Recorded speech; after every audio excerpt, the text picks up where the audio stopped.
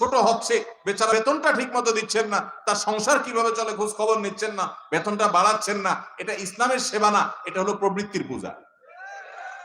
অতএব মসজিদে যারা দায়িত্বে আছেন, খবরদার, মসজিদে যারা কাজ করেন সে সমস্ত আলেমদের, অনেক মাদ্রাসার মাহফিল হয়, মাদ্রাসার শিক্ষকদের বেতন দেওয়ার খোঁজ খবর নাই, মাহফিলের জন্য লাখ লাখ টাকা খরচ করেন। ইসলাম এই পাগলামির নাম না, খবরদার, যেখানে যা দরকার সেখানে তা খরচ করবেন। অতএব ইমাম মুয়াজ্জিনদের বেতন ঠিক মতো দিবেন, মনে রাখবেন তো ইনশাআল্লাহ। আর ইমাম মুয়াজ্জিনদের নামে টাকা তুলে যদি মসজিদ ফান্ডে রেখে দেন, তাহলে এটা হলো আল্লাহর নামে চুরি করার মতো। আল্লাহর নামে চুরি করা বুঝেন? মানে একজন চুরি করে, বলে যে আমি নিজের জন্য করি না, আল্লাহর জন্য করি। এই লোকের কিয়ামতের ময়দানে মায়ের দুইটা বেশি পড়ার ভয় আছে। কারণ আল্লাহ কিয়ামতের ময়দানে যদি তারা জিজ্ঞাসা করে, তোর দরকার হলে তুই চুরি করতি, এটা তুই পরে হিসাব দিতি আমার কাছে, তুই আমারে কেন চোরের আমার নামে কেন চুরি করলি? আসামের কাঠগড়ায় কেন আমার ঘরকে মসজিদ রে কেন দাঁড় করাইলি? মনে রাখবেন, নসল ওয়াকিফে কানাসিস শারিয়া, দানকারী যেই খাতে টাকা দিবে ওই খাতে খরচ করতে হবে। একজনে দান করলো, দান করে বললো আমার এই টাকা দিয়ে গরিব দুঃখীকে তুমি খাওয়াই দিবা, আপনি ওই টাকা দিয়ে না মসজিদের বিল্ডিং করে দিলেন, হারাম হবে, নাজায়েজ হবে, এটা জায়েজ হবে না। কারণ ওই ব্যক্তি আপনাকে এই জন্য টাকা দেয়নি। কথা কি বুঝতে পারছেন? একজন মসজিদের ইট কেনার জন্য, সিমেন্ট কেনার জন্য, রড কেনার জন্য, বিল্ডিং করার জন্য টাকা দিছে, আপনি ওই টাকা দিয়া মসজিদের ইমাম মুয়াজ্জিনের বেতন দিলেন, জায়েজ হবে না। আবার ইমাম মুয়াজ্জিনের কথা বলে টাকা নিছেন, টাকা উঠছে 10,000, ইমাম মুয়াজ্জিন থেকে 5,000 ভাগ করে দিয়ে আর বাকি 5,000 মসজিদে রেখে দিয়েছেন, জায়েজ হবে না। অনেক মসজিদ কমিটির লোকেরা এটা করে, সারা জীবন বাইরে দুর্নীতি করে, 2 নাম্বারি করে, মসজিদে আইসা দায়িত্ব পাইয়া এখানেও 2 নাম্বারি করে। আরে ভাই, সব জায়গায় 2 নাম্বারি করলে উপায় আছে? আল্লাহর ঘরেও 2 নাম্বারি? খবরদার, ওলামা ইকরামের হক, মানুষের হক, এগুলো নষ্ট করবেন না। দানকারী যে জন্য দিছে ওই খাতে আপনাকে দান করতে হবে। হ্যাঁ, এখন আপনি বলবেন মসজিদে টাকা দিলে তাহলে ইমাম মুয়াজ্জিনরা বেতন নেয় কিভাবে? এটার উত্তর হলো, যারা মসজিদের জেনারেল ফান্ডে টাকা দেয়, যে মসজিদের যে কোনো কল্যাণের জন্য দিয়ে দিলাম, যেমন দান বাক্সে টাকা দেয়, বলে দেয় না যে এটা দিয়ে নির্মাণ কাজ করবেন, এটা দিয়ে টিউবওয়েল গাড়বেন, এমন কোনো নির্দিষ্ট খাত নাই, মসজিদের জন্য দিলাম, তাহলে মসজিদের কল্যাণে যে কোনো কাজেই সেটা কি করা যাবে? ব্যয় করা। ইমাম মুয়াজ্জিনের বেতনও মসজিদের কল্যাণেই ব্যয়, সেই হিসাবে ওটা খরচ করা যাবে। আল্লাহ তাআলা আমাদের সব ক্ষেত্রে হিসাব করে পদক্ষেপ নেওয়ার, আয় এবং ব্যয় করার তৌফিক দান করুন। মসজিদ কমিটিতে ঢুকলেন, সভাপতি সেক্রেটারি হয়ে গেলেন, আর মনে করলেন জান্নাত সোজা হয়ে গেল, বরং সেখানে যদি উল্টাপাল্টা করেন আল্লাহর কাছে হিসাব আরো কঠিন হতে পারে। এরপরে প্রশ্ন হলো, ওযু ছাড়া কোনো দোয়া পড়া যাবে কিনা? উত্তর হলো, দোয়া, যে কোনো দোয়া পাঠের জন্য ওযু কখনো শর্ত নয়। কারণ দোয়াটা এত জরুরি একটা কাজ, সব সময় দোয়া করা লাগতে পারে। এইজন্য আল্লাহ রাব্বুল আলামিন দোয়ার জন্য ওযু শর্ত রাখেন নাই। এমনকি কোরআনে কারীমও যদি মুখস্থ কেউ তেলাওয়াত করে, সেটার জন্য আল্লাহ তাআলা ওযুর শর্ত রাখেন নাই। তবে কোরআন স্পর্শ করার জন্য ওযু লাগবে। হাদিস অস্বীকারীর কিছু ফিতনাবাজ বের হইছে, এরা বলে না কোরআন ধরার জন্য নাকি ওযু লাগবে না, অথচ বিভিন্ন হাদিস দ্বারা এটি প্রমাণিত। সারা বিশ্বের প্রায় সব উলামা ইকরামি প্রায় এই ব্যাপারে একমত যে কোরআন স্পর্শ করার জন্য ওযু লাগবে। এই বিষয়ে দ্বিমত খুব বেশি একটা উল্লেখ করার মতো নাই। তবে কোরআন তেলাওয়াত মুখস্থ করতে পারেন ওযু ছাড়া, আর যে কোনো দোয়া এটা করার জন্য ওযু তো লাগবে না, এমনকি গোসল ফরজ হলেও দোয়া করা যাবে আল্লাহর কাছে, জিকির করা যাবে আল্লাহর কাছে। তবে কোরআন তেলাওয়াত করা গোসল ফরজ হলে ওই অবস্থা যাবে না। কথা কি বুঝাতে পারছি? অতএব আল্লাহর কাছে যে কোনো দোয়া করবেন, জিকির করবেন, এটার জন্য ওযু জরুরি না, দুরূদ পড়ার জন্য ওযু জরুরি না। এরপরে প্রশ্ন হলো, গ্রামের অধিকাংশ মহিলা শুধু আজান হলে মাথায় কাপড় দেয়, অন্যান্য সময় দেয় না, এ সম্পর্কে কিছু বলবেন? আজান হলে মাথায় কাপড় দেওয়া এটা কোনো জরুরি বিষয় না, অথচ সে ওই জায়গাতে দিচ্ছে, আবার যেখানে দেওয়া দরকার ওখানে দিচ্ছে না। এই হলো আমাদের অবস্থা। আজানের সময় মাথা কাপড় দেওয়ার কোনো নির্দেশ কোরআন হাদিসে দেওয়া হয় নাই। যদি আপনি বাসা বাড়িতে থাকেন, আপনার নিজের ঘরে থাকেন, যেখানে পরপুরুষের দৃষ্টি পড়তেছে না, সেখানে আপনার মাথার কাপড় না থাকলেও অসুবিধা নেই। আজান অবস্থায়ও যদি মাথায় কাপড় না দেন তাতেও কোনো সমস্যা নাই। আজানের সাথে মাথা কাপড় দেওয়ার কোনো সম্পর্ক নাই। কিন্তু পরপুরুষের দৃষ্টিতে আপনি পড়েন, বাহিরে গেছেন, তখন আপনাকে পর্দা মেইনটেইন করতে হবে, আপনার সৌন্দর্যকে অপ্রকাশিত করতে হবে। এবং আল্লাহ বলেছেন, ওয়ালা ইউবদিনা যিনাতাহুন্না ইল্লা মা যাহারা মিনহা, শরীরের নিজের সৌন্দর্যকে যেন নারীরা প্রকাশ না করে অন্য পুরুষদের সাথে যারা গায়রে মাহারাম তাদের সামনে। অতএব মাথায় কাপড় দেওয়ার সম্পর্ক হলো, আপনি গায়রে মাহারামের সামনে আছেন, তখন আপনি মাথায় কাপড় দিবেন, সৌন্দর্যকে আপনি ঢাকবেন, পর্দা করবেন। আর গায়রে মাহারাম নাই, বাসা বাড়িতে নিজের মাহারামরা আছে, সেখানে মাথা কাপড় না দিলেও সমস্যা নেই। আমাদের দেশে অনেক জায়গায় মাথা কাপড় দেওয়ার জন্য মহিলারা বলে, মহিলাদেরকে বলা হয় যত রকমের ভুল ফতোয়া আছে এগুলা সবগুলা মহিলাদের উপরে বেশি জারি করি আমরা, ঠিক না বেঠিক? বলে যে গোসল ফরজ হলে বাচ্চাকে দুধ খাওয়ানো যাবে না, গোসল ফরজ হলে বেশি সময় শুয়ে থাকা যাবে না, ছেলেটা ঠিকই শুয়ে থাকে। বলে রান্না বাড়া করা যাবে না, যত ফতোয়া আছে সব কার উপরে? ওই মহিলার উপরে। এটা ঠিক যে গোসল ফরজ হওয়ার পর দেরি না করে তাড়াতাড়ি গোসল করা উত্তম, কিন্তু এর মানে এই না যে গোসল ফরজ হয়েছে এখনো নামাজের ওয়াক্ত হয় না, দেরি আছে, তাহলে দেরি করলে তার গুনাহ হয়ে যাবে, বা ওই অবস্থায় কাজ করলে তার সেটা হারাম হবে, এমন কোনো কথা নেই। উল্টা পাল্টা ভুলভাল ফতোয়া দিয়া মহিলাদের উপরে বেশি জুলুম করা হয় আমাদের দেশে, এগুলা করা যাবে না। তাহলে মাথায় কাপড় দেওয়ার সাথে আজানের কোনো সম্পর্ক, এটার সাথে গায়রে মারামের সম্পর্ক কোথাকারটা কোথায় নিয়ে আমরা লাগাই। তবে এটা ঠিক যে আজানের সময় আল্লাহর নাম শুনে তখন শ্রদ্ধার কারণে অনেক মহিলা মাথায় কাপড় দেয়, তখন শ্রদ্ধার কারণে মাথায় কাপড় না, তখন মুখে আজানের জবাব দিতে হবে। তখন কি দিতে হবে? আজানের জবাব দিতে হবে। যেটা করা লাগবে ওইটার খবর নাই, আরেকটা করতেছে। আল্লাহ আমাদের সবাইকে হেদায়েত দান। একজন স্ত্রী তার স্বামীর কাছে গরুর গোশত খাইতে চায়, কিন্তু তার স্বামীর বেতন ৩৭০০ টাকা। এই বেতন দিয়ে স্বামী গরুর মাংস খাওয়াতে পারে না, বলে সে কাপুরুষ। এতে কি করা উচিত ওই স্বামীর? ভাইরা আমার, দাম্পত্য জীবনে সুখ এবং শান্তির জন্য স্বামী এবং স্ত্রী উভয়ের মধ্যে দুইটা গুণ থাকতে হবে। কয়টা গুণ থাকতে হবে? দুইটা গুণ যদি থাকে সেই সংসারে কখনো অশান্তি হবে না, শান্তির সমুদ্র, শান্তির জোয়ার সবসময় বইতে থাকবে। এর মধ্যে প্রথমটা হলো সবর, দ্বিতীয়টা হলো শুকর। সবর এবং শুকর। কখনো কষ্টে দিন যাচ্ছে, সবর করতে হবে, আল্লাহ তাআলা এই কষ্ট চিরকাল রাখবেন না, একসময় দূর করে দিবেন। কখনো আল্লাহ তাআলা শান্তি দিয়েছেন, আল্লাহর কাছে শুকর আদায় করতে হবে। কথা কি বুঝাতে পারছি? নিজের ঘরে স্ত্রী আছে, এরপরও পরকীয়া করে বেড়াচ্ছে, শুকর নাই। আল্লাহ তাআলা পরীক্ষা ফেলেছেন, স্বামীর বেতন এখন কম, আপনি স্বামীকে একটা বাজে কথা বলছেন, কাপুরুষ বলছেন, আপনার ভিতরে সবর নাই, আপনি খারাপ মহিলা।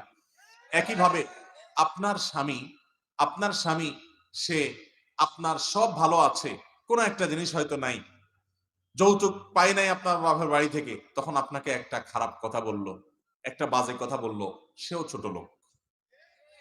একজন ইমানদার কখনো এ ধরনের আচরণ করতে পারে। নবী করিম সাল্লাল্লাহু আলাইহি সাল্লামের বাসায় মাসকে মাস অতিবাহিত হতো, দুটি কালো জিনিস, পানি আর খেজুর ছাড়া আর কিছু পাওয়া যেত, এটা দিয়ে তারা মাসকে মাস পার করে দিতেন।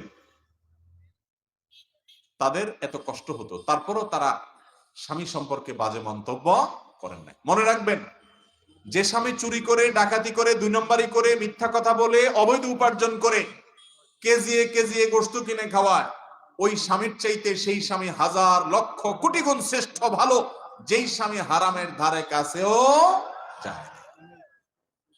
ভাইরা আমার, এর আগের যে সমস্ত পূর্বসূরি আমাদের সোনালী যুগের মানুষরা ছিলেন, তাদের স্ত্রীরা, নেককার স্ত্রীরা স্বামীদেরকে বলতেন, প্রয়োজনে বাসায় খালি হাতে আইসেন, তারপর হারাম আনবেন না, আমরা হারাম খাইতে চাই না, কারণ এই দিন না আরো দিন আছে, আল্লাহর কাছে হিসাবদিহি করা লাগবে। যেই বোন তার স্বামী তাকে গোশত কিনে খাওয়াচ্ছে না, আপনি কষ্ট পাচ্ছেন, আপনি সবর করেন। স্বামীর সংসারে কষ্ট করার পর আল্লাহ তাআলা একসময় সন্তানদেরকে এত টাকা পয়সা দেয়, সেটা খাইয়া শেষ করতে পারে না।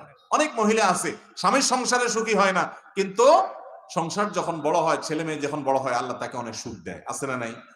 অনেকের হয়তো তখনও সুখ হলো না, আল্লাহ তাআলা তাকে আরো পরে দিবেন। জান্নাতের সুখ তো ইমানদারের জন্য বরাদ্দ আছে ইনশাআল্লাহ। এই জন্য সবর এবং শুকর এটা থাকতে হবে। অনেক পুরুষ আছে সবরও নাই, শুকরও নাই, অনেক মহিলাও আছে সবরও নাই, শুকরও নাই। এবং সবর শুকর এই দুইটা জিনিসই হলো দাম্পত্য জীবনের শান্তির মূল মন্ত্র। খেয়াল রেখে চলবো না ইনশাআল্লাহ?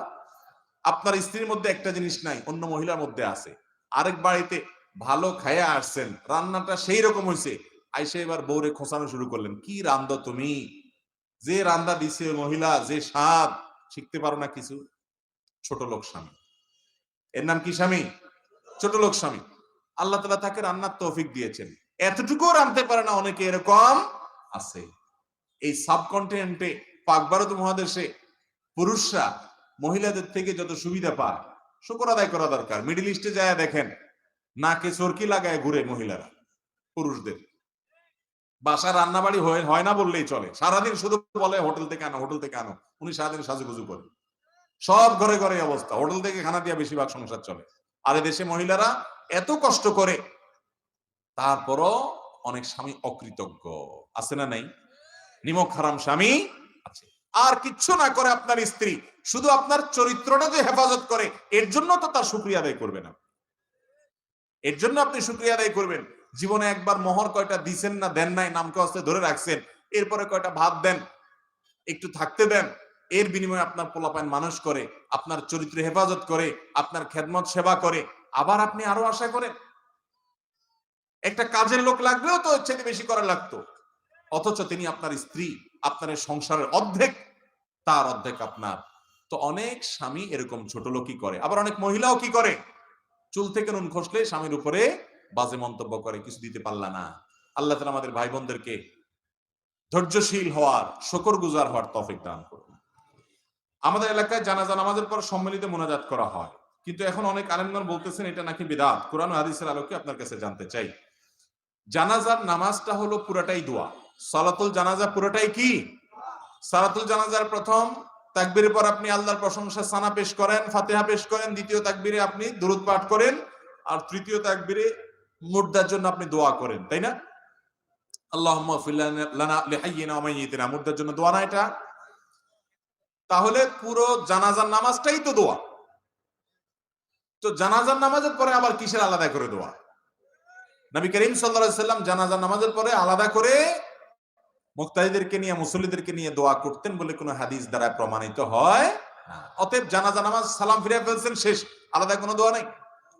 হ্যাঁ, আপনি যখন মুর্দাকে দাফন করতে যাবেন, তখন কবরস্থ করার পর, কবরে রাখার পরে কেবলার দিকে হয়ে যার যার মতো করে মুর্দার জন্য দোয়া করাটা সুন্নাত। নবী করিম সাল্লাল্লাহু আলাইহি সাল্লাম দাফন করার পর বলেছেন, ইস্তাগফিরু লিআখিকুম ওয়াসালু লাহু সুবাত, তোমাদের ভাই যাকে দাফন করলা তার জন্য আল্লাহর কাছে মাপ চাও, এবং সে যেন ওই সওয়াল জবাবে ঈমানের উপর অটল থাকতে পারে, সেজন্য আল্লাহর কাছে দোয়া করো। এইজন্য দাফন করার পর কবরস্থানে, এরপর কিবলামুখী হয়ে যার যার মতো আলাদা করে আল্লাহ লোকটাকে আপনি মাফ করে দেন, তার সওয়াল জবাব সহজ করে দেন, ঈমানের উপর অটল রাখেন, এগুলো দোয়া করা তার জন্য সুন্নাত, বাস।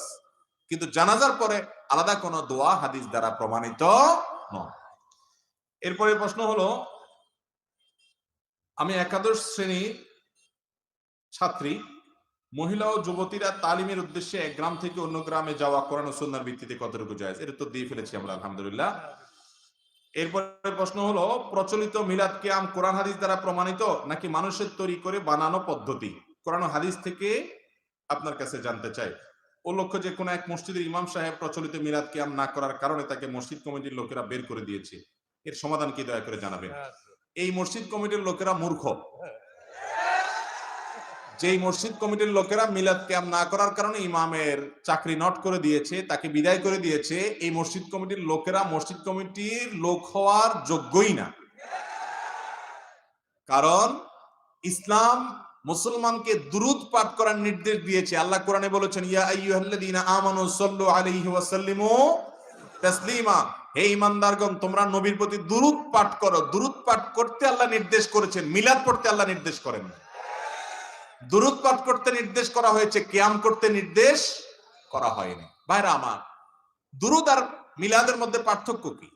দুরূদ এটা প্রত্যেকে যার যার মতো যখন তখন পড়তে পারে, আর মিলাদ হলো মানুষ ডেকে এনে একত্র করে সুরে সুরে তাল তাল মিলিয়ে একজনের সাথে সবাই মিলে মিলে পড়ে, এটা হলো মিলাদ। ঠিক না ভাই? ঠিক। এখন নবী করিম সাল্লাল্লাহু আলাইহি সাল্লাম দুরূদ পাঠের জন্য কি এরকম সবাইকে একত্র হতে বলছে কখনো?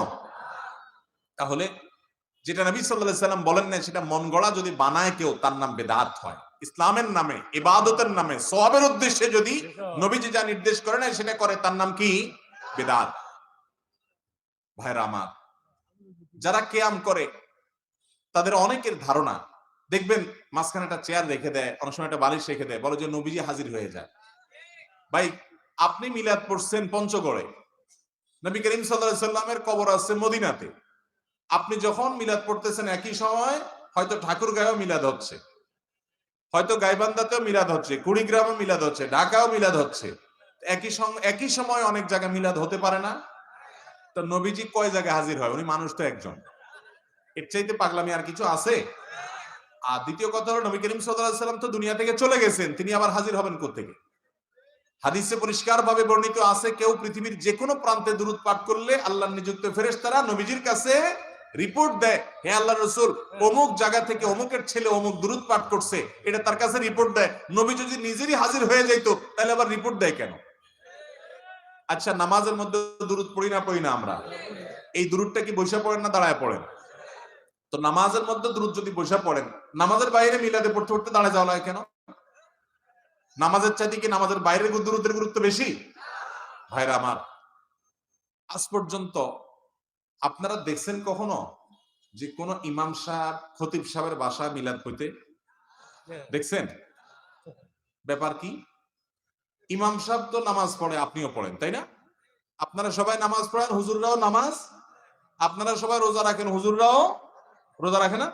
আপনারা সবাই কোরআন তেলাওয়াত করেন, হুজুররাও কোরআন তেলাওয়াত। তাহলে সব কাজ আপনারাও করেন, হুজুররাও করে। মিলাদটা দেখবেন হুজুররা শুধু সবার বাড়িতে পড়া, নিজের বাড়িতে কোনোদিন হয়। আপনি দেখেন তো কোন হুজুর বলছে কোনোদিন যে ভাইরা মুসল্লিরা আজকে আমার বাড়িতে মিলাদ, আজকে মসজিদে আমার তরফ থেকে মিলাদ, আমি জিলাপি আনছি, শুনছেন কোনোদিন? কাহিনী কি? তাহলে বোঝা গেল এখানে ঝামেলা একটু, যে হুজুর নিজে করে না, সবাইটা করে। কাহিনীটা ভাইরা আমার, দুরুদ বেশি বেশি করে পড়বেন, দুরুদ পড়তে হবে, নবীর প্রতি মহব্বত থাকতে হবে, না হলে ইমানদারি হওয়া যাবে না। কিন্তু তার সাথে মিলাদ বা কিয়ামের কোনো সম্পর্ক নাই। অতএব ইমাম সাহেব মিলাদ কিয়াম পড়ে না দেখে ইমাম সাহেবের বাদ দিয়েছে যারা, এরা ওই মসজিদ কমিটির লোক হওয়ার যোগ্যতাই নেই। আল্লাহ তাআলা আমাদেরকে বুঝার তৌফিক দান করুন। তবে ভাই, এগুলো নিয়ে গন্ডগোল ফাসাদ করা যাবে না, তুচ্ছতাচ্ছিল্য করা যাবে না, নিজেদের মধ্যে মারামারি কাটাকাটি করা যাবে না। যারা মিলাদ কিয়াম করে তারাও আমাদের ভাই, তারাও মুসলমান, তারাও আহলে কেবলা, তারাও আমাদের ভাই।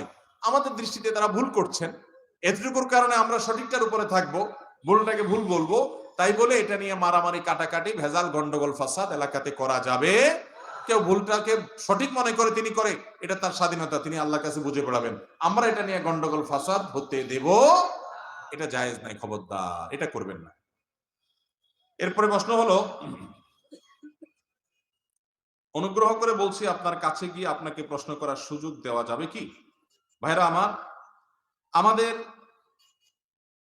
সরাসরি সাক্ষাৎ করার সিস্টেম হলো, আমার ওয়েবসাইট আছে www.ahmadullah.info, সেখানে গিয়ে আবেদন করার সুযোগ আছে।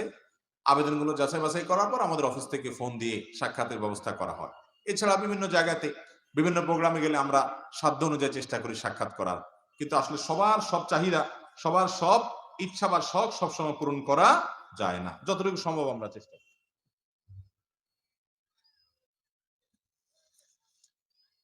আচ্ছা, এরপরে প্রশ্ন হলো, শ্বশুর বাড়ি থেকে যদি কোনো কিছু উপহার হিসাবে দিতে চায়, আমি কি তা নিতে পারবো? শ্বশুর বাড়ি থেকে কোনো কিছু দিতে চায় আপনাকে, কেন? আপনার শ্বশুর বাড়ির লোকরা তো আমাকে দেয় না। বুঝেন নাই কথা? আপনার শ্বশুর বাড়ির লোকেরা ওনাকে তো দেয় না, ওনাকে তো দেয় না, আপনারে দিচ্ছে। কাহিনীটা কি? হ্যাঁ, বেশিরভাগ ক্ষেত্রে কাহিনী হলো, যেহেতু তাদের মেয়েটা আপনার কাছে আছে, আপনার অত্যাচার জুলুম থেকে যেন মেয়েটা বাঁচতে পারে, এটা বেশিরভাগ ক্ষেত্রে এক ধরনের উৎকোচ, ঘুষ। যে আপনি লোভী মানুষ, কিছু খাওয়াইলে দিলে আপনি আর মেয়েটার প্রতি জুলুম করবেন না, এই জন্যই বেশিরভাগ শ্বশুরবাড়ি থেকে দেয়। তবে অনেক শ্বশুরবাড়ি এরকমও আছে যে আল্লাহ তাআলা তাদেরকে অঢেল দিয়েছে, তাদের অভাব নাই, জামাই হিসাবে আপনি ভদ্র, ভালো, মায়া করে, মহব্বত করে, সেজন্য খুশি হয়ে আপনাকে দেয়, এরকমও আছে, পরিমাণে খুব কম। বেশিরভাগই শ্বশুরবাড়ির থেকে যে জামাইকে বা মেয়ের শ্বশুরবাড়িতে যে জিনিসপত্র দেওয়া হয়, এগুলোর ভিতরে কাহিনী ভিন্ন, বেশিরভাগই কাহিনী ভেজাল। কথা কি বুঝাতে পারছি? এই জন্য আমাদের দেশে ছেলের শ্বশুর বাড়ির থেকে ছলে বলে কৌশলে বিভিন্নভাবে যৌতুক আদায়ের জন্য বুড়া বুড়িরা অনেকে চেষ্টা করে, আছে না নাই? আবার দেখবেন নামাজ কালামও পড়ে। এই নামাজ কালাম পড়ে কি লাভ? যে আপনি ছেলের শ্বশুর বাড়ি থেকে যৌতুক আশা করতেছেন। যৌতুক নেওয়া, যৌতুক খাওয়া হারাম। যৌতুক খাওয়া কি ভাই? হারাম। আপনি বলবেন ওনারা খুশি হয়ে দিছে। সত্যি সত্যি খুশি হয়ে দিছে কিনা আমার কাছে নিয়ে আসলে আমি বাইর করবো। সত্যি সত্যি খুশি হয়ে আর দুনিয়াতে কাউকে দেয় না। এমন বকিল মানুষ রিকশালাকে 1 টাকা বেশি দেয় না, আপনারা এত টাকা দিয়ে দিচ্ছে, কাহিনী কি? তাহলে বোঝা গেল বেশিরভাগ ক্ষেত্রেই ওই মেয়েটাকে খোঁচাখুচি করে আপনার মা, আপনার চাচি, আপনার বাপ, এগুলোর থেকে বাঁচানোর জন্য বেচারারা বাধ্য হইয়া দেয়। ঠিক না ভাই? ঠিক। যদি খুশি মনে ঠিকই দেয়, হ্যাঁ আপনি চান না বরং আপনি শ্বশুরবাড়িকে দেন, তাহলে সেক্ষেত্রে এটা জায়েজ হবে। ভাইরা আমার, আমি সব জায়গায় বলার চেষ্টা করি, বিভিন্ন সময় বলি, আপনি একটা পুরুষ, একটা ঘর থেকে একটা মেয়েকে তার বাবা তার মা জন্মের পর থেকে বিয়ের উপযুক্ত করা পর্যন্ত কত কষ্ট করে মানুষ করছে, কত টাকা খরচ হয়েছে, কত পয়সা খরচ হয়েছে, কত ওষুধ বড়ি ট্রিটমেন্ট তার পিছনে খরচ হয়েছে, এবং চিকিৎসা দিছে, পড়ালেখা করাইছে, মানুষ করছে, কত রাত জাগছে। এরপর সে যখন মানুষ হয়ে গেল, উপযুক্ত হয়ে গেল, প্রাপ্তবয়স্ক হয়ে গেল, বিয়ের উপযুক্ত হলো, আস্ত পুরা মেয়েটা আপনাকে দিয়ে দিছে চিরজীবনের জন্য। পড়ালেখা করাইছে বাপ্পা পয়সা করে খরচ করে, এখন সে তার শিক্ষাটা দিয়ে আপনার বাচ্চা কাচ্চা পড়াচ্ছে। ঠিক না বেঠিক? তার বাপ মা তার পিছনে খরচ করে তাকে মানুষ করছে, এখন কাজ করে সেবা করে আপনার বাসায় আসে, তাই না? উচিত ছিল শ্বশুর শাশুড়ির পায়ের কাছে যায় বৈশা বলা, শ্বশুর আব্বাজি, শাশুড়ি আম্মা যান, আপনাদের এই মানুষ মেয়ে মানুষ করতে যত টাকা পয়সা খরচ করছেন সবগুলো আনুমানিক হিসাব করে বাইর করেন। আমি আজকে না পারি সারা জীবন হইলো এই দায় দেনা পরিশোধ করব, কারণ খরচ করে মেয়েটাকে মানুষ করছেন, তারপরে এটা তো বিক্রয়যোগ্য না। আস্ত কলিজার টুকরাটারে আমাদের হাতে তুলে দিয়েছেন, চিরজীবনের জন্য সে বাড়িতে চলে আসছে, আমাদের হয়ে গেছে। এত বড় একটা নেয়ামত পাইছি আপনাদের মাধ্যমে, আপনাদের এই কৃতজ্ঞতা কখনো শুকর আদায় করতে পারবো না। সেইটা তো করেনই না, বরং উল্টা বরং মেয়ের বাপের কাছ থেকে ইনায়া বিনায়া বলেন যে ফ্রিজ তো আমার আসলে দরকার নাই, আপনার মেয়ের জন্যই দরকার। মোটরসাইকেল আমি কি করব, আমি তো এমনিই চলতে পারি, আপনার মেয়েকে পিছনে একটু ঘোরা লাগবে না, সেজন্য মোটরসাইকেল দিলে আপনার মেয়েরই ভালো হবে আর কি। এগুলোর নাম হলো ছোট লোক। এগুলোর নাম কি? এই ছোট লোকই থেকে আমরা বের হয়ে আসবো তো ইনশাআল্লাহ। যুবক যারা বিয়ে করেন নাই, খবরদার মেরুদণ্ড সোজা করেন। আমার অল্প আছে, আমি গরিব মানুষ, ওই গরিব মানুষ অল্প নিয়ে থাকবো, শ্বশুর বাড়ির জিনিসের দিকে আমি তাকাবো না, ছোট লোকই করবো। ঠিক আছে তো ইনশাআল্লাহ? মুরব্বীরা সাবধান, এই যৌতুক 2 নম্বরই নিবেন না। বৌমারে খোঁচাখুচি করেন, আর এদিকে আপনি কপাল ঘষেন, সিজদা করেন। এই সিজদা করে আল্লাহকে আপনি সন্তুষ্ট করতে পারবেন না, কারণ আপনি মানুষের হক নষ্ট করতেছেন। এই যৌতুক অভিশাপ, এটা গুনাহ, এটা হারাম। অতএব যৌতুক থেকে আমরা বেঁচে থাকবো তো ইনশাআল্লাহ। এরপরে প্রশ্ন হলো, আমি নতুন বিয়ে করব, বাসর ঘরের স্বামী স্ত্রীর কি কি আমল আছে একটু যদি বলতেন। ভাইরা আমার, এই সম্পর্কে মাসনুন এবং মুস্তাহাব যে আমলগুলো আছে সেগুলো হলো যে একজন স্বামী বাসর ঘরে গিয়ে তার স্ত্রীর কপালে হাত রেখে দোয়া করবে, আল্লাহুম্মা ইন্নী আসআলুকা খায়রাহা ওয়া খায়রা মা জুবিলাত আলাইহি ওয়া আউযু বিকা মিন শাররিহা ওয়া শাররি মা জুবিলাত আলাইহি। অর্থাৎ আল্লাহ, এই ভদ্র মহিলা আপনারে বান্দি, তার ভিতরে যত কল্যাণ আছে সেই কল্যাণগুলো আমি চাই, যত অকল্যাণ আছে সেটা থেকে আমি পানাহ চাই। এটা দোয়া করবেন। এরপরে ওযু করে 2 রাকাত নামাজ পড়বেন এবং স্ত্রী সেখানে পেছনে ইক্তেদা করবে, অর্থাৎ জামাতের সাথে পড়বেন। এটা মাসনুন, বিভিন্ন সালাফ থেকে জামাতের সাথে পড়া প্রমাণিত। বাস, এটা হলো বাসর রাতের আমল। এর বাইরে আপনার মহারণা পরিশোধ আমাদের দেশে অনেক সময় বাসর রাতে দেয়, এটা আরো আগে আগে দিয়ে দেওয়া উচিত। বাসর রাতে ইমোশনাল একটা সময়, মহর ধরছে 10 লাখ টাকা, টাকা 10,000 নিয়ে বলতেছেন এটা এখন আপাতত রাখো, আল্লাহ বাঁচায় রাখলে কত টাকা হবে, আমি কয়দিন পর ইটালি চলে যাব, কত টাকা দিব তোমারে, এসব পাম্পটি দিয়া টিয়া ওই বেচারি এরপরে বলবে না তুমি দাবি ছাড়ছুনি। তখন বেচারি শর্মে পড়ে, লজ্জায় পড়ে, ইমোশনে পড়ে হয়তো বলে ফেলবে যে ঠিক আছে আমি টাকা দিয়ে কি করবো, আপনি হইলেই তো চলবে। দিলেন বেচারির হকটা মেরে দিয়ে। এইসব 2 নম্বরই করা যাবে। আপনার কাছে মহরের টাকা না থাকলে আপনারা বিয়ে করতে বলছে কে? নবী করিম সাল্লাল্লাহু আলাইহি সাল্লাম বলছেন যার বিয়ে করার টাকা নাই সে রোজা রাখবে, চরিত্র হেফাজতের জন্য কি করবে, সে সিয়াম পালন করবে। আপনারা বিয়ে করতে বলছে কে? বিয়ে করবেন, মহরের টাকা জোগাড় করবেন, যত টাকা মোহর দিতে পারবেন তত টাকা ধার্য করবেন।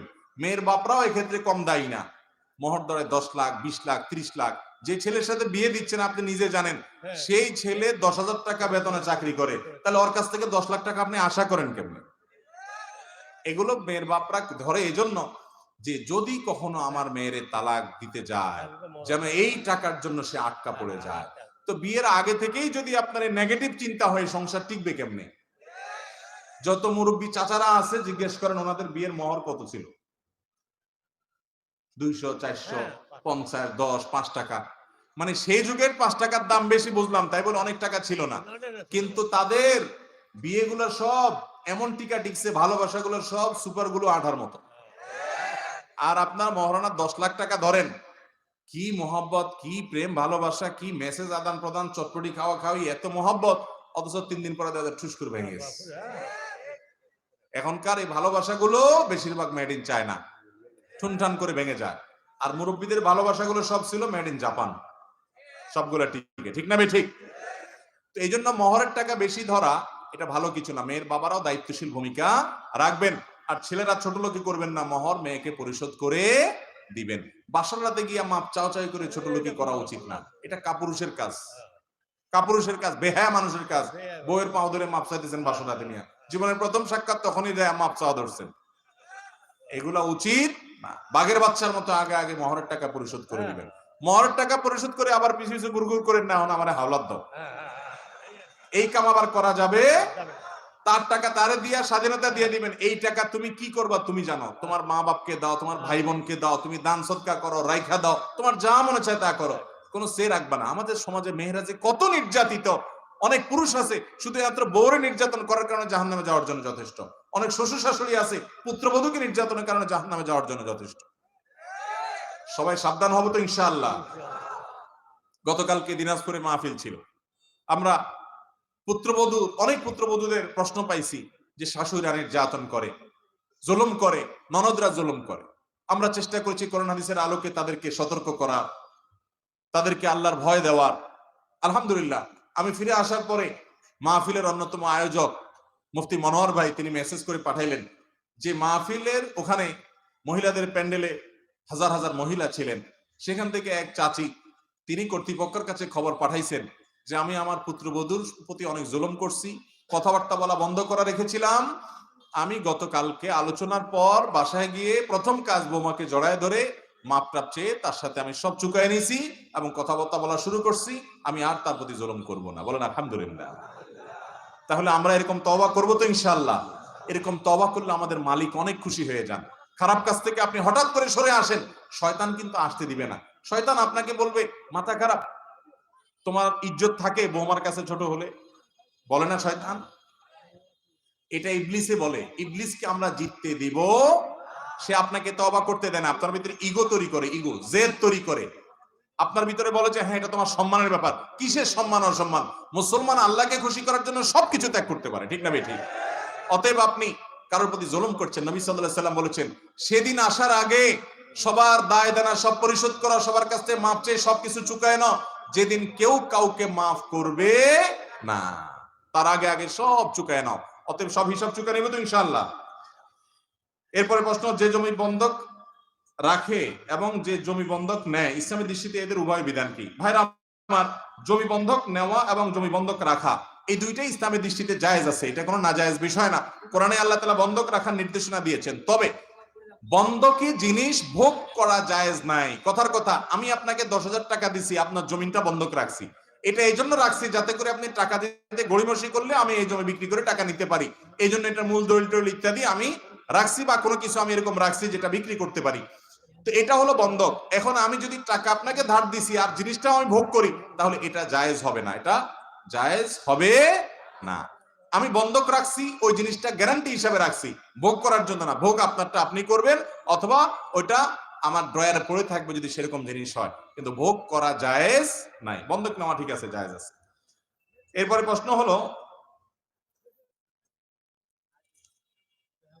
সালাতের আগে নিয়ত পড়তে হবে কিনা? যে কোনো ইবাদত নিয়ত ছাড়া হবে না। ইন্নামাল আমালু বিন্নিয়াত, সমস্ত আমল নির্ভর করে কিসের উপরে? নিয়তের উপরে। নিয়ত ছাড়া কোনো আমল হবে না। কিন্তু তাই বলে নিয়ত পড়া এক জিনিস আর নিয়ত করা আরেক জিনিস। নিয়ত করা এক জিনিস, নিয়ত বলা আরেক জিনিস। নাওয়াইতুয়ান এটা হলো নিয়ত বলা। নিয়ত মূলত বলা হয় মনের ইচ্ছাকে। নিয়ত বলা হয় কাকে? আপনি কোন নামাজ পড়ছেন, আপনার মনে যদি সেই ইচ্ছা থাকে যে আমি এখন ফজরের নামাজ পড়তেছি, তাহলে আপনার ভিতরে নিয়ত আছে, যথেষ্ট। ইচ্ছা করা এটা মনের কাজ, মুখের কাজ না। অতএব মুখে নাওয়াইতুয়ান পড়ার কোনো প্রয়োজন, আমরা মনে মনে ইচ্ছা পোষণ করবো যে আমি কি ইবাদত করতেছি, কোন নামাজ পড়তেছি, ওইটাই যথেষ্ট ইনশাআল্লাহ। এরপরে প্রশ্ন হলো, পানি পান করার সময় বাম হাতে গ্লাস ধরে ডান হাতে লাগিয়ে পানি পান করা যাবে কিনা এবং পানি পান করার সঠিক নিয়ম জানতে চাই। ভাইরা আমার, আমরা অনেকেই পানি পান করার সময় দেখা যায় খেতে গিয়ে আমাদের ডান হাতে অনেক কিছু লেগে যায়, খাবার টাবার, ভাত তরকারি, তখন আমরা বাম হাতে বোতলটা নিয়ে আপনার গ্লাসটা নিয়ে ডান হাতে এরকম করে লাগায় পানি পান করি। অনেক ওলামায়ে কেরাম বলেছেন ডাইরেক্ট তো বাম হাতে হলে না, দুই হাত লাগছে, এটা বাম হাতে, শুধু বাম হাতে খাওয়া না জায়েজ। নবী সাল্লাল্লাহু আলাইহি সাল্লাম এক ব্যক্তিকে বলেছেন কুল বিয়ামিনিকা, তুমি ডান দিক থেকে খাও, ডান হাতে খাও। বাম হাতে খাওয়া এটা সুন্নাহর খেলাফ কাজ। তো এই জন্য দুই হাত তো লাগাইছেন আপনি, ডাইরেক্ট বাম হাত হয় না, অনেক এটা জায়েজ বলেন। কিন্তু সবচেয়ে ভালো হয় আপনি যখন পানি পান করবেন আঙ্গুল চেটে খেয়ে তারপরে আপনি ডান হাত দিয়ে সরাসরি খাবেন, এটা হলো সবচাইতে উত্তম এবং সরাসরি হাদিসের উপরে আমল। কথা কি বুঝাতে পারছি? এরপরে প্রশ্ন হলো, মেয়েরা মাথার খোপা উঁচু করে বাঁধে, এভাবে বাঁধা যাবে কিনা? হাদিসে ওটের পিঠের মতো উঁচা করে চুল বাঁধতে নিষেধ করা হয়েছে মেয়েদেরকে, বিশেষ করে বাহিরে যখন যাবে, কারণ এটা পর্দার খেলাফ হয় এবং আরো নানা কারণে হাদিসে এটি নিষিদ্ধ। তবে বাসা বাড়িতে শুধু স্বামীকে নিজের সৌন্দর্য প্রদর্শন করার জন্য বা একান্তে যখন থাকে তখন এটা হতে পারে, কিন্তু বাহিরে এরকম চুল বাঁধা হাদিসে নিষিদ্ধ মেয়েদের জন্য। দাড়ি রাখার সঠিক নিয়ম কি? চিপের দুই পাশে কেটে সাইজ করা যাবে কিনা? ভাই, দাড়ি এই যে চোয়ালের যে হাড্ডি আছে, হাড্ডির উপরে যে পশম আসে সবগুলোই দাড়ি, এগুলো সবগুলো রাখতে হবে। এদিকে চাইচা এখানে সামান্য একটু রাখলেন, আছে না অনেকে রাখে, এই স্টাইলি দাড়ি রাখলে সুন্নাহ আদায় হবে? নবী সাল্লাল্লাহু আলাইহি ওয়াসাল্লামের নির্দেশ ওয়াজিব আদায় হবে না। দাড়িকে লম্বা করতে হবে, আফুল্লুহা আরফুল্লুহা, নবী সাল্লাল্লাহু আলাইহি ওয়াসাল্লাম দাড়িকে লম্বা করতে বলেছেন।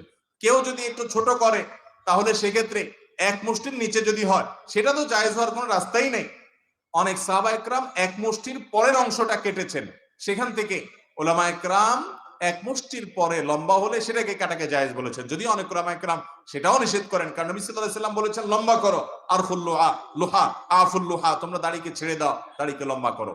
এই জন্য দাড়ি একদিক থেকে চাইছে আরেক দিকে একটু রেখে দিলেন, ফ্রেঞ্চ কাটিং, এটা সেটা ভূতের মতো, এগুলা জায়েজ নাই, এগুলা মুসলমানের দাড়ি না। যে কোনো শুভ কাজের শুরুতে অথবা কোনো বিপদ আপদে বাসা মিলাদ করা যাবে কিনা? একটু আগেই তো মিলাদের কথা বললাম। ভাইরা আমার, যে কোনো বিপদ আপদে আমাদের নবীজি দোয়া শিখাইছেন। কি শিখাইছেন? লা ইলাহা ইল্লা আনতা সুবহানাকা ইন্নী কুনতু মিনাজ জালিমিন। বেশি বেশি পড়েন, বিপদ দূর হয়ে যাবে। দুরূদ শরীফ পড়েন, বিপদ দূর হবে। ইস্তিগফার পড়েন, বিপদ দূর হবে। দান সাদকা করেন, বিপদ দূর হবে। নামাজে দাঁড়ায় যান, কানা ইদা হাযাবাহু আমরুন ফাসা ইলাস সালাহ। নবীজির কোনো বিপদ আসলে, সমস্যা হলে, কোনো পেরেশানি আসলে নামাজে দাঁড়ায় যাইতেন। তাহলে আপনি নামাজে দাঁড়ায় যান, বিপদ দূর হবে। দান সাদকা করেন, বিপদ দূর হবে। দুরূদ শরীফ পড়েন, বিপদ দূর হবে। ইস্তিগফার করেন, বিপদ দূর হবে। দোয়া ইউনুস পড়েন, বিপদ দূর হবে। আল্লাহর কাছে দুই হাত তুলে দোয়া করেন, বিপদ দূর হয়ে যাবে। সেটা না করে আপনি মিলাদ পড়েন। দেখেন ভাইরা আমার, নবীজি সাল্লাল্লাহু আলাইহি সাল্লাম মানুষকে আমল শিখাইতেন। এখন আমরা দেখা যায় অনেক সময় অনেক হুজুর আছেন যে আপনি তার কাছে গেলে বলে আসো তাবিজ লিখে দিব, মানে আমার হাতে থাক জিনিসটা, হারাই গেলে আবার আসবা, আর মিলাদ পড়ে দিব, তাহলে তুমি একা একা পারবা না, আমার দিয়ে করাইতে হবে কিছু, আমারও ইনকাম হইল। অথচ নবী সাল্লাল্লাহু আলাইহি সাল্লামের কাছে বিপদ নিয়ে কেউ আসলে উনি আমল শিখাই দিতেন, যে আমল করো তোমার বিপদ দূর হয়ে যাবে, তুমি নিজেই করো নিজেরটা। কথা কি বুঝাতে পারছি? এই জন্য বিপদ আপদ আসলে মিলাদ না, কি করতে হবে? আমল করতে হবে। এরপরে প্রশ্ন হলো, মাজারে ভালো কিছু লাভের আশায় গরু ছাগল ইত্যাদি দেওয়া যাবে কিনা? ভালো কিছু লাভের আশায় যদি মাজারে দেন, তাহলে মাজারে যারা থাকে আশেপাশে ফকির ফাকরা নামধারী, ওদের বিজনেস হবে এটা। এটাতে আল্লাহ খুশি হবেন না। মান্নত করলে আল্লাহর নামে করতে হবে। কার নামে করতে হবে? আল্লাহর নামে মান্নত করতে হবে। কোন মাজারে মান্নত করা যাবে? মাজারে মান্নত করলে গুনাহ হবে, শিরক হবে। মানত হবে আল্লাহর জন্য। গরিব মানুষকে আপনি মানত করে দান করলেন যে আল্লাহ আমি গরিবকে দিব, ভালো একটা কাজে দিব। মাজার এটা ভালো কাজ কি ভাই? মাজারে যিনি শুয়ে আছেন উনি যদি নেককার মানুষ হন, এখন টাকা দিলে কি ওনার কবরে যাবে? সেটা উপরের ভণ্ড যেগুলা কবর ব্যবসায়ী আছে ওরা খাবে বসে বসে, ঠিক না? ঠিক। তো আপনার লাভটা কি? ওদেরকে খাওয়ালে লাভটা কি? অনেক সময় দেখা যায় এই জাতীয় মাজারের যেগুলা বসে থাকে এদের বেশিরভাগ গাঞ্জা খায়। তো আপনি ওখানে টাকা দেওয়া মানে গাঞ্জার টাকা সরবরাহ করা, এটার কোনো যুক্তি আছে? আপনি যদি দানই করতে চান তাহলে কোনো গরিব মানুষকে দিবেন, কোনো মসজিদ মাদ্রাসা দিবেন, ওই মাজারে দেওয়ার কোনো কারণ নাই। এটা জায়েজ হবে না, বরং সওয়াবের পরিবর্তে আরো গুনাহ হবে। এরপরে প্রশ্ন হলো, মৃত মানুষের ফটো মোবাইল অথবা প্রিন্ট করে স্মৃতি হিসাবে রাখা যাবে কিনা? প্রিন্ট করে স্মৃতি হিসাবে রাখবেন না। কোনো কারণে প্রিন্ট হয়ে গেছে, সেটা রেখে দিয়েছেন এভিডেন্স আকারে, কোথাও দরকার হতে পারে সেজন্য, সেটা ভিন্ন কথা। আর মোবাইলে যদি থাকে প্রিন্ট করার আগ পর্যন্ত সেটা জায়েজ হতে পারে। তাসবিহ দানায় তাসবিহ গণনা করা যাবে কিনা? আপনি যত তাসবিহ গণনা করবেন এগুলা আঙ্গুলে গণনা করা হলো সবচেয়ে উত্তম। নবী করিম সাল্লাল্লাহু আলাইহি সাল্লাম আঙ্গুলে গণনা করার জন্য উৎসাহিত করেছেন এবং এগুলো কিয়ামতের ময়দানে জলজল করে জ্বলবে, হাদিসে আসছে, সাক্ষ্য দিবে। এজন্য আঙ্গুলে গণনা করা হলো উত্তম। তাসবিহতে গণনা করা জায়েজ, আর উত্তম হলো সুন্নাহ হলো কিসে গণনা করা? আঙ্গুলে গণনা করা। সাহাবীদের কেউ কেউ, উম্মুল মুমিনিনদের কেউ কেউ বিভিন্ন বিচি দিয়ে গণনা করেছেন। এজন্য তাসবিহ দানা দিয়ে বিচি গড়লে জায়েজ আছে। অনেকে আছে আবার তাসবিহ কিছু কয় না, শুধু এমনি শুধু টিপতে থাকে, টানতে থাকে, এরকম দেখেন নাই? মনে করে তাসবিহ দানা টানলেই সওয়াব মনে হয়। না, এটা খালি দানা টানলে কি লাভ? আপনি তাসবিহ পড়তেছেন 33 বার 33 বার 34 বার, মনে থাকে না, সেজন্য আপনি এই তাসবিহ ব্যবহার করছেন বা মেশিন ব্যবহার করছেন, এটা জায়েজ আছে। কিন্তু সবচেয়ে ভালো হলো কিসে গুনতে পারলে? আঙ্গুলে গুনতে পারলে। এরপরে প্রশ্ন হলো, ওযু করার সঠিক নিয়ম কি? সহিহ হাদিস মতে একটু দেখিয়ে দিবেন। আলহামদুলিল্লাহ, ওযু করার নিয়ম তো আপনারা বেশিরভাগ মানুষ জানেন। প্রথমে 2 হাতের কবজি 3 বার পানি নিয়ে ধৌত করবেন। এরপরে 1 কোষ পানি নিয়ে কুলি করবেন। অনেক উলামায়ে কেরাম কুলি আর নাকের পানি একসঙ্গে করতে, নাকে পানি একসঙ্গে দিতে বলছেন, যে একটু দিয়ে কুলি করে আর একটু দিয়ে নাক দিয়ে টান দিবেন। আর অনেক উলামায়ে কেরাম, বিশেষ করে উলামায়ে আহনাফ, এটাকে আলাদা করে, অর্থাৎ কুলি করবেন 3 বার, এরপর নাকে পানি আলাদা দিতে বলেছেন। তো যাই হোক, কুলি করবেন। কুলি করার সময় গড়গড়া করে যত ভালো করে পারেন কুলি করবেন এবং মেসওয়াক করবেন। কি করবেন? ওযুতে মেসওয়াক এটা হারায় যাওয়া সুন্নাত, এটা আমরা বেশিরভাগ মানুষ করি না এখন, অথচ গুরুত্বপূর্ণ সুন্নাত। নবী সাল্লাল্লাহু আলাইহি ওয়াসাল্লাম বলেছেন, যদি তোমাদের কষ্ট না হতো এটাকে আবশ্যক করে দিতাম, প্রত্যেক ওযুর সময় মেসওয়াক করা, এজন্য মেসওয়াক করবেন। এরপরে নাকে পানি দিবেন, নাকে পানি দিয়ে হালকা একটু টান দিয়ে তারপর নাকেরে আবার ঝেড়ে পরিষ্কার করবেন। তাহলে একটু হলো পানি দেওয়া আর হলো ঝেড়ে পরিষ্কার করা। এটা অনেকে করেন না, একটু ভালো করে করবেন। কারণ হাদিসে আসছে, বিশেষ করে নাকের এই যে বাঁশির ভিতরে শয়তানের অবস্থান থাকে, এজন্য নাকে একবারে জোরে টান দিলে তো নাকের তালুতে উঠে যাবে, কষ্ট হবে, এরকম না। হালকা যতটুকু সম্ভব বা যতটুকু হাতের ভিতরে নাক ডুবায় পানি ভিতরে দেওয়া যায়, এরপরে নাক পরিষ্কার করবেন। যাই হোক, এরপরে কুলি নাকের পানি শেষ, মুখ ধোবেন একেবারে মাথার এই যে এরিয়া আছে চুলের গোড়া সেগুলা আর কানের লতি এই থুতনি পর্যন্ত, পুরো বর্ডারের সব জায়গায় যাতে পানি লাগে। পানি অপচয় করবেন না, টেপ ছেড়ে রাখবেন না। অজুতে পানিটা নিয়ে এরপরে ভালো করে ধুয়ে 2 হাতে ডলবেন যাতে শুকনা না থাকে। এরপরে ডান হাত কনুই সহ, শীতের সময় বিশেষ করে এই কনুর এদিকে অনেক সময় শুকনা থাকে, এদিকে অনেক সময় শুকনা থাকে, শুধু এরকম পানি দিয়ে চলে গেলেন, অজু অনেক সময় হয় না। এজন্য ভালো করে কি করতে হবে? ডলতে হবে, বিশেষ করে শীতের সময়। এরপরে মাথা মাসা, ভিজা হাত দিয়ে পুরো মাথা মাসে করবেন, সাথে এই কানও নাসে করবেন। মাথা মাসের জন্য এইভাবে সুন্নাত হলো এইভাবে, এইভাবে টান দিবেন, হাতের এই অংশ ব্যবহার হবে, গোড়ার অংশ বাদ থাকবে। এবার পেছন থেকে গোড়ার অংশ দিয়ে এইভাবে টান দিবেন, একবার নিবেন আরেকবার টান দিবেন, তাতে 2 হাতের 2 অংশ ব্যবহার হয়ে যাবে, পুরো মাথা মাসে হয়ে যাবে। আর আঙ্গুল, এই আঙ্গুল দিয়া এই কানের চিপা দিয়ে এরপরে কানের লতি মাসে করলেন, শেষ। এরপরে ডান হাত, ডান পা 3 বার, বাম পা 3 বার ধুয়ে ফেললেন। পায়ের আঙ্গুলি, পায়ের গিরা, পায়ের গোড়ালি, এগুলা বিশেষ করে ডলে ডলে ধুইতে হবে। নবীজি বলেছেন, ওয়াইল লিল আকাব মিনান নার, পায়ের গিরা গোড়ালি থেকে জাহান্নামের আগুন থেকে বাঁচানোর চেষ্টা করবে। অতএব এভাবে আমরা ওযু করব। আর শুরুতে বিসমিল্লাহ বলতে বলবো না, বিসমিল্লাহ বলে ওযু করব। ওযুর শেষে কালিমা শাহাদা পড়ব, আশহাদু আল্লা ইলাহা ইল্লাল্লাহু ওয়াহদাহু লা শারীকা লাহু ওয়া আশহাদু আন্না মুহাম্মাদান আবদুহু ওয়া রাসূলুহু আল্লাহুম্মা জাআলনি মিনাত তাওয়াবিন ওয়া জাআলনি মিনাল মুতাতাহহিরিন। উত্তম রূপে ওযু করার পর যদি কেউ কালিমা শাহাদা পাঠ করে, নবী আলাইহিস সালাম বলেছেন, জান্নাতের 8টা দরজার যে কোনোটা দিয়ে প্রবেশ করার অধিকার তার হয়ে যায়। এই আমলটা যদি কেউ নিয়মিত করে ফেলতে পারে। এজন্য ভাইরা, এটাকে আমি বলি জান্নাতের 8 দরজার কমন রিমোট। উত্তম রূপে ওযু করে শেষে কালিমায়ে শাহাদা পাঠ করা চেষ্টা করব না ইনশাআল্লাহ। আর ওযুর ক্ষেত্রে কিন্তু নবীজির নির্দেশগুলো সবগুলাতেই প্রায় একরকম, আসবিগুল ওযু, তোমরা ওযুকে ভালো করে করো, উত্তম রূপে করো। এজন্য ভালো করে ঢোলে এই চিপা টিপা, আঙ্গুলের চিপা, পায়ের গিরা গোড়ালি, পায়ের চিপা, আঙ্গুলের নখের চিপা, এগুলো ভালো করে ডলে পানি পৌঁছাইতে হবে। শুকনা থাকলে ওযু হবে না। সংক্ষেপে তাড়াতাড়ি করে শেষ করে, রাত অনেক হয়েছে। মৃত ব্যক্তিকে মাটি দেওয়ার সময় কবরের চার কোণা 4টি দোয়া পাঠ করা কি জায়েজ? ভাইরা আমার, মৃত ব্যক্তিকে কবরে রাখার সময় খেয়াল রাখবেন, কবর করার সময়, কবর খননের সময় অনেক এলাকায় সুন্নাহসম্মত ভাবে করে না। কবর করার সময় কবরের কেবলার দিকে মাটির নিচে সুড়ঙ্গ করে ওই সুড়ঙ্গের ভিতরে লাশটা দিয়ে এরপরে বাঁশ ইত্যাদি দিয়ে মাটি দিয়ে দাফন করবেন। এটা হলো সুন্নাত। সিন্দুক কবর যেটাকে বলে, একেবারে পশ্চিম পাশের যে মাটি থাকবে তার নিচে সিন্দুকের মতো করে নিচের দিকে ঘুরবেন, যাতে করে লাশ পুরাটা প্যাক করে একদম আপনার ড্রয়ারে রাখার মতো রেখে দেওয়া যায়। এরপরে মাটি দিয়ে দাফন দিবেন। যদি সেটা করতে না পারেন, কোনো কারণে বৃষ্টি হচ্ছে, মাটি ভেঙে পড়ে যাচ্ছে, তাহলে সেক্ষেত্রে মাঝখানে কবরের ভিতরে আবার আরেকটা বড় গর্ত করে গর্তের ভিতরে লাশটা রেখে তার উপরে বাঁশ দিয়ে দিবেন। শুধু কবর করে এক কোণাতে আপনি লাশটাকে কাট করে রেখে দিলেন, এটা কবর দেওয়ার কোনো পদ্ধতি, সঠিক পদ্ধতি নয়। তাহলে এই পদ্ধতি অবলম্বন করতে হবে। দ্বিতীয়ত, কবরে যখন লাশ রাখবেন তখন বিসমিল্লাহি আলা মিল্লাতি রাসূলিল্লাহ অথবা বিসমিল্লাহি আলা সুন্নাতি রাসূলিল্লাহ, হাদিসে দুই রকমই আর সেটা পাঠ করবেন। এখানে অনেকে মিনহা খালাকনাকুম ওয়া ফিহা নুঈদুকুম ওয়া মিনহা নুখরিজুকুম তারাতান উখরা পড়ে, এটি হাদিস দ্বারা প্রমাণিত নয়। এবং লাশ দাফন করার সময়, লাশ দাফন করার পর চার কোণায় দাঁড়ায় 4টা দোয়া পড়া, এটা কোনো হাদিস দ্বারা প্রমাণিত নয়। দাফন করা শেষ, কিবলামুখী হয়ে মুর্দার জন্য ইস্তেগফার করবেন এবং তার জন্য ইমানের উপরে যেন অটল থাকতে পারে সওয়াল জবাবে দোয়া করেন, বাস এটুকু হাদিস দ্বারা প্রমাণিত। অতএব হাদিসে যেটি প্রমাণিত না সেরকম কিছু আমরা করব না। আমার বাবা সবসময় বাড়িতে নামাজ পড়ে, তার নামাজ কি কবুল হবে? জামাত তরক করে একাকী পুরুষ মানুষ বাসায় যদি নিয়মিত নামাজ পড়ে, তার এই নামাজ আল্লাহর কাছে কবুল হবে না। ফরজ, ওয়াক্তের ফরজটা কোনো মতে দায়মুক্ত হয়তো হবে, কিন্তু আল্লাহর কাছে কবুল হবে না। এক হাদিসে আসছে, লা সালাতা লিজারিল মসজিদি ইল্লা ফিল মসজিদি, যে ব্যক্তি মসজিদের প্রতিবেশী অর্থাৎ মসজিদে যেতে পারে, সে বাসায় নামাজ পড়লে নামাজ হবে না। অনেক মুরব্বী আছে এক যুক্তিতে বাসায় নামাজ পড়েন, সেটা হলো বলে যে কার পিছনে নামাজ পড়ো, দুনিয়াতে মানুষ আছে নাকি? ওনারা সব ইমাম সাহেবদেরকে মনে করেন এরা তো আর খারাপ মানুষ, এদের পিছনে নামাজ পড়া জায়েজ নাই।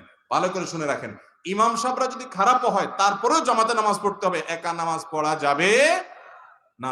একা নামাজ পড়া এটা ভুল, কারণ সালাতুল জামাআতে তাফদুলু সালাতাল ফজর বি27 দারাজা, হাদিসে আছে একা নামাজ পড়ার চাইতে জামাতে নামাজ পড়লে 27 গুণ বেশি সওয়াব হয়।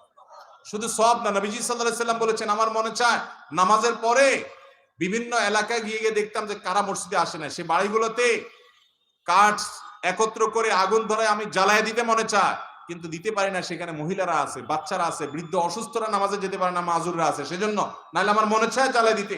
তার মানে কি, এই জামাতে উপস্থিত হয়ে নামাজ পড়া ওয়াজিব, নাহলে নবী সাল্লাল্লাহু আলাইহি ওয়াসাল্লাম আগুন জ্বালায় দিতে, আগুন জ্বালাতে তিনি চান না, এটা কথার কথা বোঝার জন্য বলছেন। এত ভয়ঙ্কর বিষয় জামাত তরক করা। অতএব যারা বাসায় একা একা নামাজ পড়ার নিয়মিত, তারা ভালো কোনো কাজ করেন না।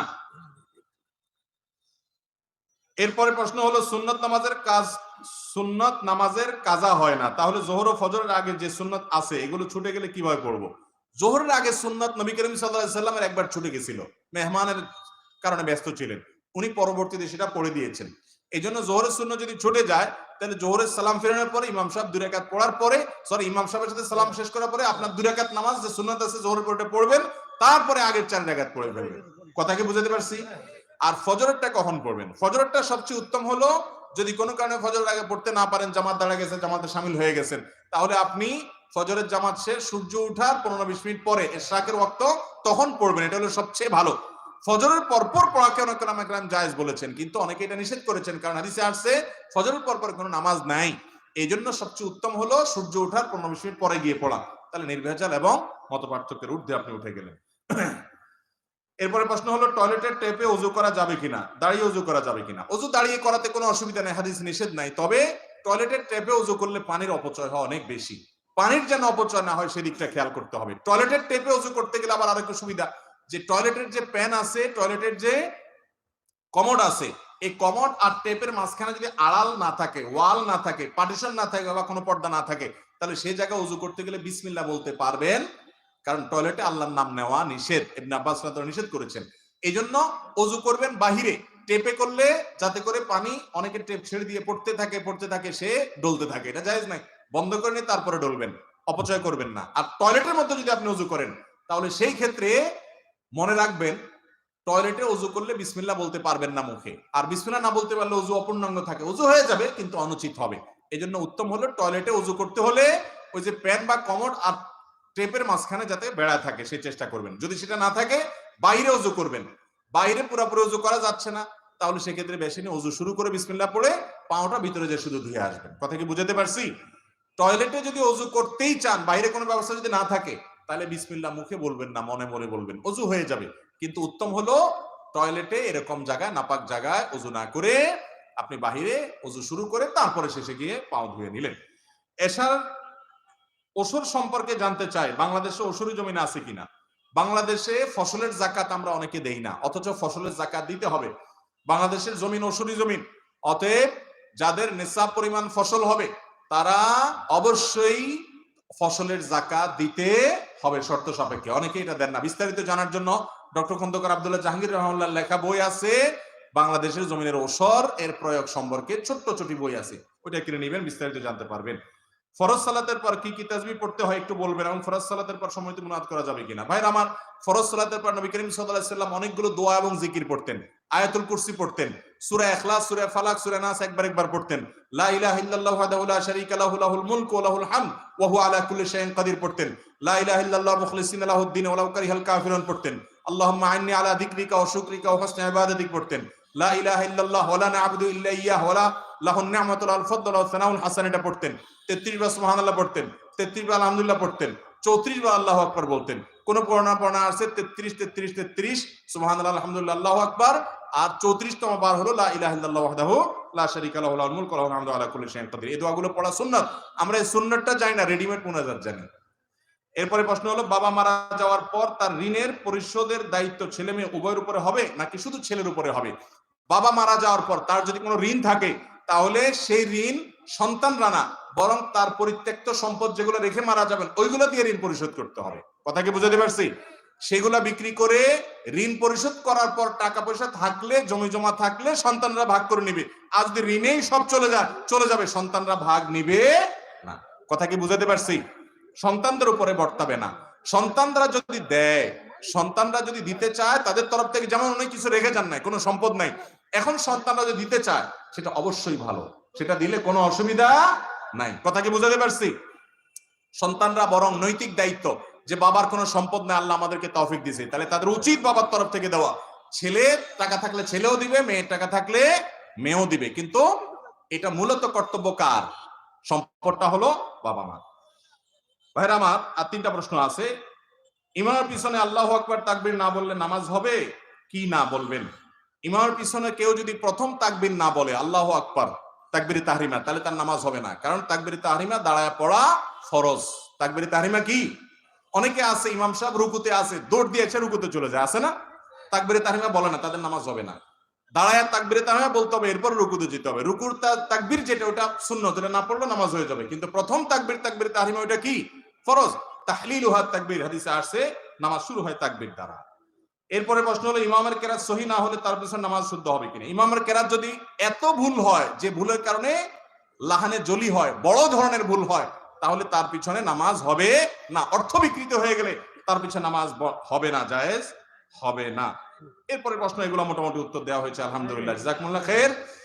ভাইরা আমার, অনেকগুলো প্রশ্ন আরো আছে, কিন্তু আমরা জানি যে মাদ্রাসার তরফ থেকে মাহফিলের আয়োজন করা হয়েছে, এই মাদ্রাসার ভবন নির্মাণ করা দরকার।